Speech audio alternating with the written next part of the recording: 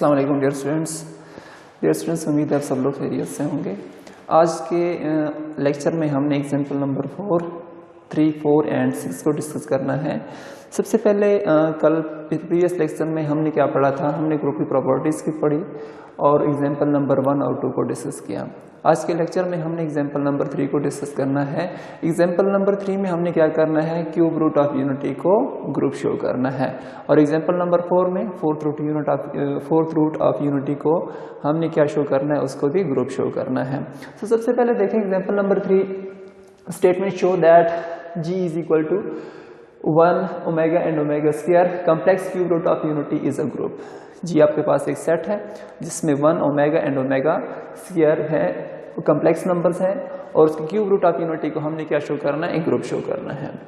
We know that, हम जानते हैं, हम फर्स्ट ईयर में पढ़ चुके हैं कि 9th में भी है और फर्स्ट ईयर में भी है कि 1 plus omega square is equal to 0 होता है, यानी sum of the cube root of unity is equal to 0 and product of the cube root of unity is equal to 1 होता है। और हम ये भी जानते हैं कि omega cube is equal to 1। Okay, हो गया। We use Cayley tables to prove G is a group under multiplication. हमने क्या करना है, हमने G को अंडर मल्टीप्लीकेशन ग्रुप शो करना है और हम कैसे इसको शो करेंगे, बाय यूजिंग द कैलेस टेबल। ठीक है, कैले टेबल को यूज करते हुए हमने इसको ग्रुप शो करना है। स्टूडेंट्स देखिएगा, कैले टेबल हम कैसे बनाएंगे। कैले टेबल जब बनाएंगे फिर उसको हमने चेक करना है कि मेन डायगोनल में जो जितनी भी एंट्रीज होंगी with respect to main diagonal, ठीक है, वो एंट्रीज सिमेट्रिक होनी चाहिए। अब देखते हैं, सबसे पहले हम कैले टेबल का यूज करते हैं विद रिस्पेक्ट टू मल्टीप्लिकेशन। सबसे पहले डॉट मल्टीप्लिकेशन कर रहे हैं, डॉट मल्टीप्लिकेशन को रिप्रेजेंट कर रहा है। इसके बाद 1 omega square, 1 omega and omega square, rows में भी लिखा, कॉलम में भी लिखा। 1 को 1 से मल्टीप्लाई किया, 1 आ जाता है। 1 को ओमेगा से मल्टीप्लाई करने के बाद ओमेगा, 1 को ओमेगा स्क्वायर से मल्टीप्लाई करने के बाद ओमेगा स्क्वायर आ जाता है। इस तरह ओमेगा को 1 से मल्टीप्लाई करेंगे तो ओमेगा आ जाएगा, ओमेगा को ओमेगा से मल्टीप्लाई करेंगे ओमेगा स्क्वायर आ जाएगा और ओमेगा को ओमेगा स्क्वायर से मल्टीप्लाई करेंगे तो omega cube. But we know that omega cube is equal to 1। Omega cube 1 है तो यहाँ पे हमने क्या पुट किया, 1 पुट कर दिया। इस तरह ओमेगा स्क्वायर को जब 1 से मल्टीप्लाई करेंगे ओमेगा स्क्वायर आ जाएगा, ओमेगा स्क्वायर को ओमेगा से मल्टीप्लाई करेंगे ओमेगा क्यूब आएगा, but omega cube is equal to 1, हम यहाँ पे 1 पुट करेंगे। और ओमेगा 4 को हम लिख सकते हैं omega cube dot omega cube is equal to 1 dot omega is equal to omega आ जाएगा। ठीक है, अब हमने क्या करना है, अब अपने मेन डायगोनल, ठीक है, अब देखिए ये हमारे पास मेन डायगोनल है, ठीक है, ये मेन डायगोनल है। इस मेन डायगोनल के कोरेस्पॉन्डिंग एंट्रीज को हमने चेक करना है, क्या इस मेन डायगोनल की कोरेस्पॉन्डिंग एंट्रीज जो हैं वो क्या है, वो सिमेट्रिक हैं या नहीं है। तो सबसे देखें फर्स्ट रो, ठीक है, फर्स्ट रो को आप चेक करें और फर्स्ट रो फर्स्ट कॉलम को चेक करें। फर्स्ट रो की सेकंड एंट्री, ये फर्स्ट एंट्री है, सेकंड एंट्री, फर्स्ट रो की सेकंड एंट्री फर्स्ट कॉलम की सेकंड एंट्री की इक्वल आनी चाहिए। सो देखें फर्स्ट रो की सेकंड एंट्री क्या है, आपके पास 1 है और फर्स्ट कॉलम की सेकंड एंट्री क्या है, 1 है। इसी तरह फर्स्ट रो की थर्ड एंट्री क्या है, ओमेगा है और फर्स्ट कॉलम की थर्ड एंट्री भी क्या है, ओमेगा है। इस तरह फर्स्ट रो की फोर्थ एंट्री क्या है, ओमेगा स्क्वायर है और यहाँ पे भी ओमेगा स्क्वायर है। ठीक है, ये एंट्रीज हो गई, देखें सारी एंट्रीज सेम है। इस तरह आप सेकेंड रो पे आ जाएं, सेकेंड रो की थर्ड एलिमेंट यानी first second and third element, इसका थर्ड एलिमेंट देखें, सेकंड रो का थर्ड एलिमेंट, इस तरह सेकंड कॉलम का भी थर्ड एलिमेंट के कोरेस्पॉन्डिंग इक्वल एंट्रीज होनी चाहिए। तो सेकंड रो का थर्ड एलिमेंट देखें ओमेगा है और सेकंड कॉलम का थर्ड एलिमेंट देखें वो भी क्या है, ओमेगा है, सेम है। इसी तरह सेकंड रो का फोर्थ एलिमेंट देखें ओमेगा स्क्वायर है और सेकंड कॉलम का फोर्थ एलिमेंट देखें वो भी ओमेगा स्क्वायर ही है। इस तरह आप क्या करें, थर्ड रो पे आ जाएं। थर्ड रो का फोर्थ एलिमेंट क्या है, थर्ड रो का फोर्थ एलिमेंट आपके पास क्या है, 1 है और थर्ड कॉलम का फोर्थ एलिमेंट क्या है, वो भी 1 है। मींस मेन डायगोनल में जितनी भी एंट्रीज हैं कोरेस्पॉन्डिंग एंट्रीज वो क्या आ रही है, इक्वल आ रही हैं। अगर मेन डायगोनल के कोरेस्पॉन्डिंग सारी एंट्रीज क्या हो, इक्वल हो, तो इस मैट्रिक्स को हम क्या कहते हैं, ऐसे मैट्रिक्स को if all entries are symmetric about main diagonal then G जो आपके पास एक सेट है वो क्या होगा, ग्रुप होगा। स्टूडेंट्स हमें कैसे चेक करना है, किसी भी सेट को अगर आपने ग्रुप चेक करना है कैलेस टेबल का यूज करते हुए हमने क्या करना है, हमने उसकी मेन डायगोनल को देखना है, क्या मेन डायगोनल के कोरिस्पॉन्डिंग सारी एंट्रीज सिमेट्रिक है या नहीं है। और सिमेट्रिक कैसे होंगी, फर्स्ट रो को देखें, फर्स्ट रो की सेकंड एंट्री फर्स्ट कॉलम के सेकंड एंट्री की इक्वल आनी चाहिए, फर्स्ट रो की थर्ड एंट्री फर्स्ट कॉलम के थर्ड एंट्री की इक्वल आनी चाहिए, और फर्स्ट रो की फोर्थ एंट्री फर्स्ट कॉलम के फोर्थ एंट्री की इक्वल आनी चाहिए। इस तरह सेकंड रो थर्ड रो को भी चेक करना है।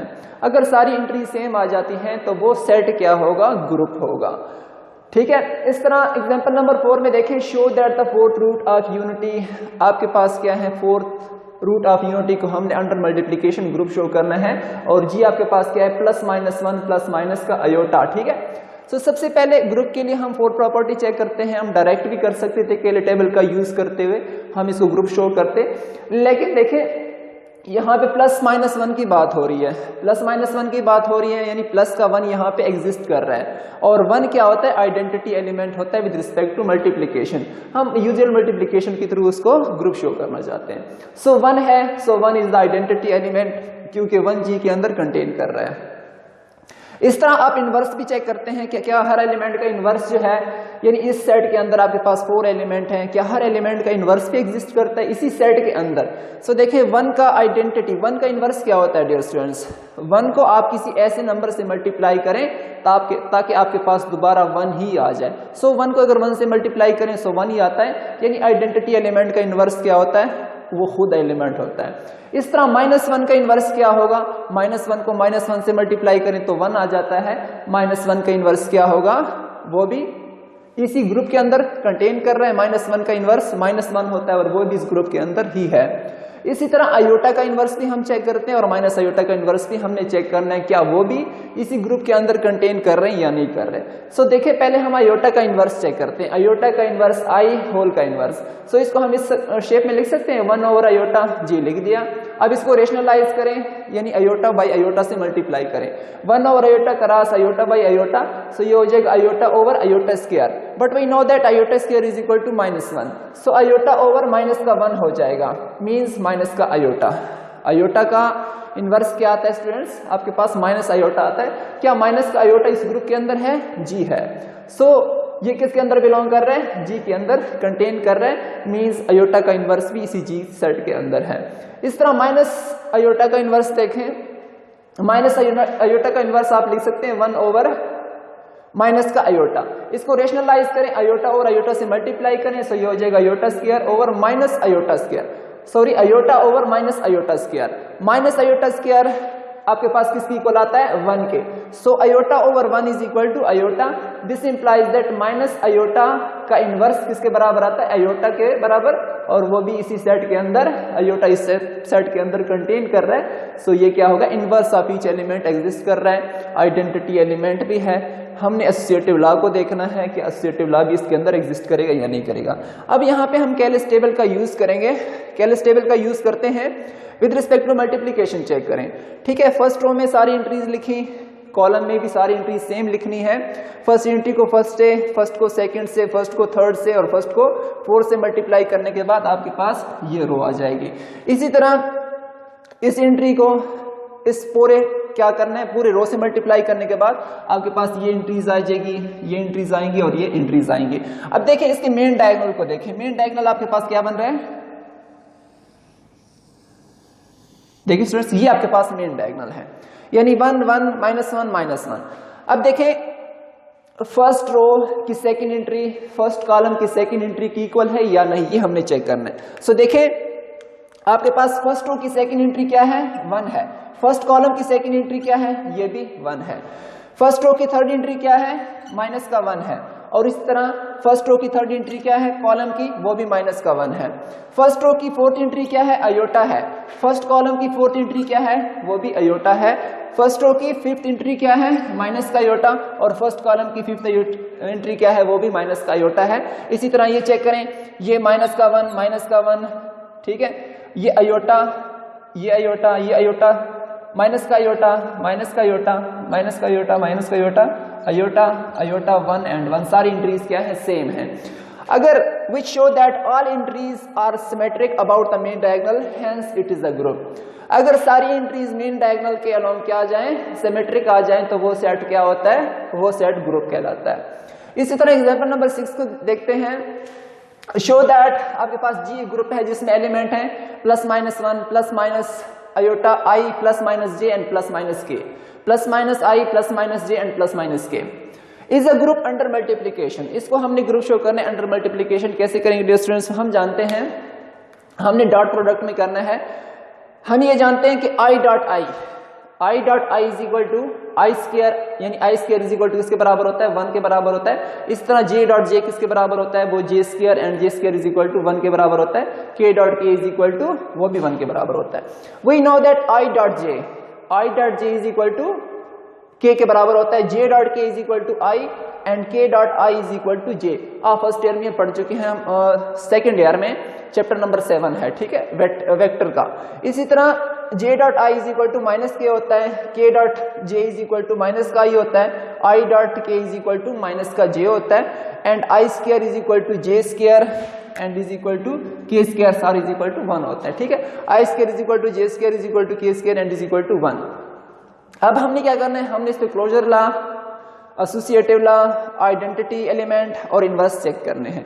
तो सबसे पहले देखें क्लोजर प्रॉपर्टी, कोई भी दो एलिमेंट लें, इनमें से कोई भी दो एलिमेंट लें, उनका जब हम डॉट प्रोडक्ट लेंगे तो उसका जो भी आंसर आएगा वो क्या होगा, वो भी इस सेट के अंदर कंटेन करना चाहिए। फॉर एग्जांपल हम i और j कोई दो एलिमेंट लेते हैं जो इस ग्रुप के अंदर है, i भी है और j भी है, ठीक है, प्लस माइनस के लिए आपकी मर्जी है, कोई भी दो एलिमेंट लें। हम i और j ले रहे हैं, जब इन दोनों का डॉट प्रोडक्ट लेते हैं i और j का, i dot j is equal to k आता है और k देखें k भी इसी सेट के अंदर कंटेन कर रहा है। सो मीन्स अगर के इस सेट के अंदर कंटेन कर रहा है तो क्लोजर प्रॉपर्टी क्या करेगी, होल्ड करेगी। इसी तरह आइडेंटिटी एलिमेंट चेक करें, क्या इस सेट के अंदर आइडेंटिटी एलिमेंट है, जी। सेट आपके पास क्या है, प्लस माइनस का 1, यानी प्लस का 1 भी है और माइनस का 1 भी है, और अंडर मल्टीप्लीकेशन 1 जो होता है वो आइडेंटिटी एलिमेंट होता है। सो 1 क्या होता है, identity element belong to G which is identity, यानी 1 भी सेट के अंदर कंटेन कर रहा है, सो आइडेंटिटी लॉ भी होल्ड करेगा। इसी तरह हम इनवर्स लॉ को चेक करेंगे, क्या इनवर्स भी हर एलिमेंट का एग्जिस्ट करता है, जी। देखें आइडेंटिटी एलिमेंट, उसका इनवर्स क्या होता है, वही आइडेंटिटी एलिमेंट आता है। आप 1 को चेक करें, 1 का इनवर्स क्या होगा, 1 होगा। इसी तरह -1 का इनवर्स क्या होगा, -1 होगा। i का इनवर्स क्या होता है, आयोटा, यानी i का इनवर्स i ही होगा। क्यों, क्योंकि i dot i is equal to i square is equal to 1 होता है। इसी तरह j का जो है वो इनवर्स क्या होगा, वो j होगा, k का इनवर्स k होगा, और -i का इनवर्स क्या होगा, माइनस का i होगा, माइनस का j का इनवर्स माइनस का j होगा एंड माइनस का k का इनवर्स माइनस का k ही होगा, क्योंकि माइनस के मल्टीप्लाई करेंगे तो k स्क्वायर आ जाएगा और k square is equal to 1 होता है। इसी तरह माइनस का j से मल्टीप्लाई होगा तो j स्क्वायर आ जाएगा और j square is equal to 1, और i स्क्वायर जब माइनस i से मल्टीप्लाई करेंगे सो i स्क्वायर आ जाएगा, और i स्क्वायर किसके बराबर होता है, 1 के बराबर होता है। यानी हम क्या करते हैं, इनवर्स क्या होता है कि दो एलिमेंट को मल्टीप्लाई करें और उससे आपके पास आइडेंटिटी एलिमेंट आ जाए। इस तरह हम एसोसिएटिव लॉ चेक करेंगे, कोई भी 3 एंट्रीज लें, जैसा कि हमने यहाँ पे ली i dot j into dot k is equal to i dot into j dot k. अब सबसे पहले हम i dot j is equal to किसके बराबर होता है dear students, i dot j is equal to k। So i dot j की जगह हमने k पुट किया और इसका k के साथ डॉट लेते हैं। इसी तरह i dot j dot k किसके बराबर होता है, j dot k is equal to i के बराबर होता है। सो j डॉट k की जगह हमने i पुट किया। So k dot k is equal to k square and i dot i square is equal to i dot i is equal to i square. k square is equal to i square, दोनों same होते हैं because k square is equal to 1 and i square is equal to 1। We show that 1 is equal to 1, यानी associative law भी hold कर रहा है और ये क्या है, ग्रुप है। अच्छा देखें, क्या ये अबिलियन ग्रुप है, अबिलियन ग्रुप ही चेक कर सकते हैं, मतलब है कम्यूटेटिव लॉ इसमें होल्ड कर रहा है या नहीं कर रहा। देखें अगर i डॉट i का आंसर हमारे पास k आता है, अगर j डॉट i का आंसर भी k आता तब तो इसमें कम्यूटेटिव लॉ होल्ड करता और फिर ये क्या आपके पास बन जाता है, एक अबिलियन ग्रुप बन जाता। लेकिन i dot j is equal to k आ रहा है but j dot i is equal to minus का k आ रहा है, मतलब है अबिलियन कम्यूटेटिव प्रॉपर्टी इसके अंदर होल्ड नहीं कर रही। सो ये क्या होगा, अबिलियन ग्रुप नहीं होगा, ठीक है। तो उम्मीद है students example number 3, example number 4 और एग्जाम्पल नंबर 6 की समझ आपको आ गई होगी।